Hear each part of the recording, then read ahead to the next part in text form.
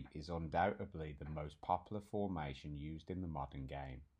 It is also one of the few formations that seems to be as effective at the youth level as it is in the professional one.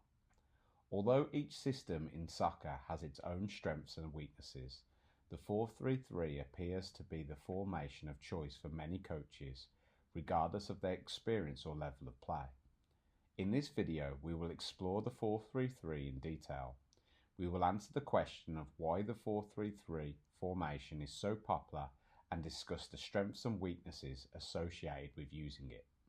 We'll also show you the best formation you can use to beat the 4-3-3. Finally, we will look at some of the best professional teams that have played the 4-3-3 in recent years. To get things going, let's have a look at what the 4-3-3 formation actually is. The 4-3-3 formation is made up of three distinct lines or units. Ahead of the goalkeeper, the formation uses a traditional back four, which consists of two central defenders and a left and right back. The midfield unit comprises three central midfielders who can line up in a number of ways. The most common shape is a midfield triangle with one central defensive midfielder and two more advanced midfielders on either side of them. The central defensive midfielder is sometimes referred to as a traditional number 6 or a single pivot. Ahead of the midfielders, the formation has an attacking front three. Usually a lone striker or a number 9 is flanked by a left and right winger. Coaches may choose to adjust the setup by playing inverted wingers who work in a half space closer to the striker. They might also decide to play a false 9 who drops deep into midfield areas to help their team dominate possession. The flexibility that coaches have to adjust their midfield and front three, and even their defence, is one of the reasons why this formation is so popular. Why is the 4-3-3 formation so popular? The 4-3-3 formation is so popular due to its flexibility it offers coaches in and out of possession. Many coaches in fact adjust the formation according to the skill set of their players and their preferred style of play. For instance, some coaches choose to play their wingers high and wide, giving their team attacking width in the final third. Other coaches choose to play their wingers narrow and closer to the striker and rely on their fullback to provide width in attack.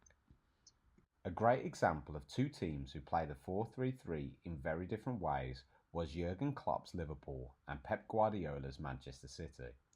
Pep often uses inverted fullbacks to help his team dominate possession in midfield areas. His wingers stay high and wide to try and make the field as big as possible. In central midfield, he'll play with two attacking number 10s, who will join in the attack with the strikers and wingers to create an attacking front five. In stark contrast, Jurgen Klopp's Liverpool relied heavily on their two fullbacks to provide width and creativity in attacking areas. Their wingers play closer to the number 9 and often look to operate in the areas between the opposition's central defender and fullbacks.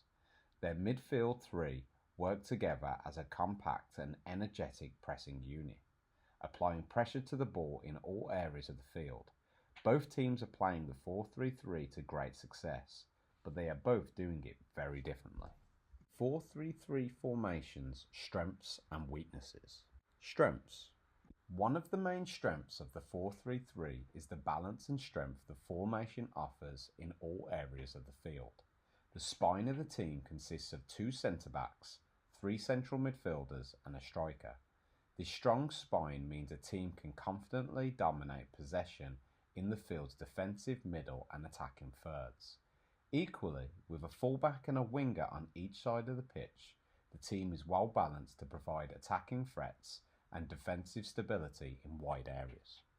For teams that want to dominate possession and build out the back, the 4-3-3 formation helps the players create natural triangles and diamonds in between and within the three units of defence, midfield and attack. These triangles and diamonds give the players on the ball multiple options to make short, easy passes to help their team successfully maintain possession.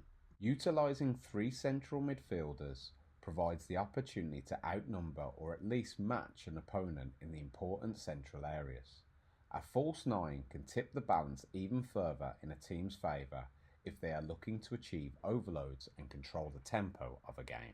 The 4-3-3 is a very attacking formation, which is another one of its key strengths.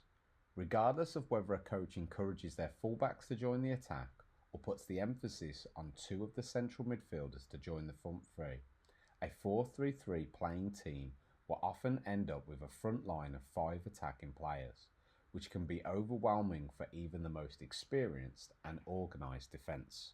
Defensively, the 4-3-3 is also a strong formation for teams that want to press high up the field. When opponents try to play out of the back, the formation allows the 3 forwards to work on as a collective unit, putting pressure on the ball and providing cover and support. If teams are able to win the ball high up the field, the likelihood of creating chances upon regaining possession is significantly higher. Weaknesses. One of the main weaknesses of the 4-3-3 is that it can be extremely vulnerable to counter-attacking play. This is especially true when the 4-3-3 playing team pushes fullbacks up high to join the attack. Counter-attacking teams can focus on the space the fullbacks leave behind them and use pacey forwards to break quickly. If teams choose to keep their wingers high and wide, there is also a danger of the lone striker becoming isolated while playing directly against 2 central defenders. As a consequence, the striker may struggle to get involved in the game, find space and get chances to score. For this reason, the 4-3-3 formation, like many others, demands high quality players in specific positions. If you don't possess a strong number 9 in your squad, the 4-3-3 formation may not be the best one to utilise. One further weakness of the 4-3-3 is that the 3 midfielders can find themselves outnumbered in the middle of the park if an opponent chooses to play a diamond midfield or a 4-2-3-1. In both cases, the 4-3-3 playing team may struggle to maintain possession of the ball and control the tempo of the game. What is the best formation to beat the 4-3-3? The best formation to beat the 4-3-3 is the 4-2-3-1.